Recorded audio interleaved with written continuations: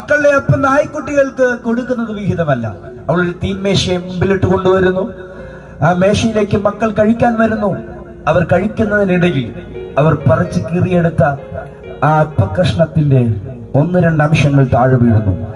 താഴെ വീഴുമ്പോൾ അവിടെ വരുന്ന നായ്ക്കുട്ടികൾക്ക് അത് ഭക്ഷിക്കാൻ അനുവാദമുണ്ട്. ആ ചിത്രീകരണം വെച്ചിട്ട് അവളെ യേശുവിനോട് മറുപടി പറഞ്ഞു, അതെ, മക്കളുടെ അപ്പം നായ്ക്കുട്ടികൾക്ക് ലഭ്യമാകത്തില്ലെന്ന് എനിക്കറിയാം. പക്ഷെ നായ്ക്കുട്ടികളും മേശയിൽ നിന്ന് വീഴുന്ന അപ്പം നുറുക്കുകൾ, എത്ര പേര് കേൾക്കുന്നുണ്ട്? അപ്പം നുറുക്കുകൾ, അപ്പമല്ല അപ്പം നുറുക്കുകൾ അവർക്ക് ഭക്ഷിക്കുന്നുണ്ട്. വിശ്വാസത്തോടെ വിളിച്ചു പറയുന്നു, ആ ജാതീയ സ്ത്രീ, ആ കനാന്യ സ്ത്രീമത്തിനകത്ത് നിന്നുകൊണ്ട് യേശുവിനെ കൈ ഉയർത്തി പിടിക്കുകയാണ്. യേശു ക്രിസ്തു എന്ന അപ്പത്തെ കൈ ഉയർത്തി പിടിക്കുകയാണ്. ഹല്ലേലൂയ!